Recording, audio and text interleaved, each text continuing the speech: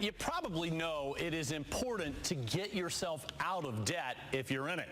But there's a right way and a wrong way to make that happen. Certified Financial Planner Joe Bert is here to help you figure it out.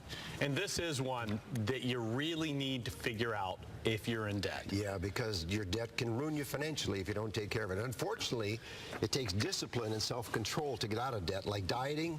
Right. And unfortunately, a lot of people don't have it. So let's first talk about borrowing from your 401k. Yeah, good or bad? That's an easy option. You can borrow from yourself when you borrow from the 401k. You have to pay it back through your paycheck. Out of every paycheck, you pay yourself back, and it's usually over a period of 5 years. Right. And the interest rate is modest. The problem is, if you leave the job before it's paid back, right, it's going to be taxable income to you, and you may be stuck with a penalty. So you better make sure you're going to be there for a while, long enough to pay it back. You got it. All right, so next up, putting your house on the line to consolidate debt.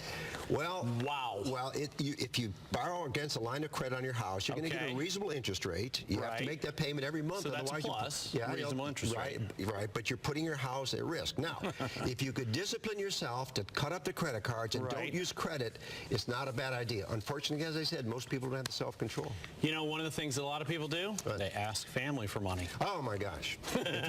It's a quick way to become the black sheep in the family. Yes, very quickly. Yes, because, you know, it's easy to tap a family member, ask a family member, and, you know, mom or dad or somebody that has the bucks.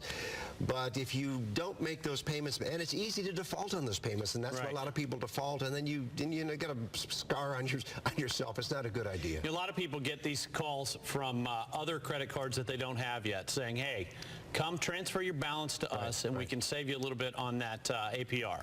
Yeah, it's not a bad idea, once again, Tom, because you're lowering your interest rate, and if you can continue to make the level of payments that you were making before, you'll eat up the debt fast. But so keep up the dollar amount. Right, exactly. Keep up the dollar and allow it to eat. But unfortunately, you get that low interest rate credit card, you got some extra money, you're spending it, and you go back into debt sometimes. So that's not a good idea. So these are the things we should stay away from. What are a couple of things real quick that we should do? Well, what you should do is get your debt under control, limit yourself, spend only what you have to spend, but most people don't do that. And what's the one biggie we were talking about in the break? The worst thing to do is one of those payday loans. It's an easy way to get money, but the interest rate is, and that's a downward spiral you don't want to get into. Stay away. Bad. All right, Joe. All right, thanks. Good to see you. All right, still to come. He made millions, but his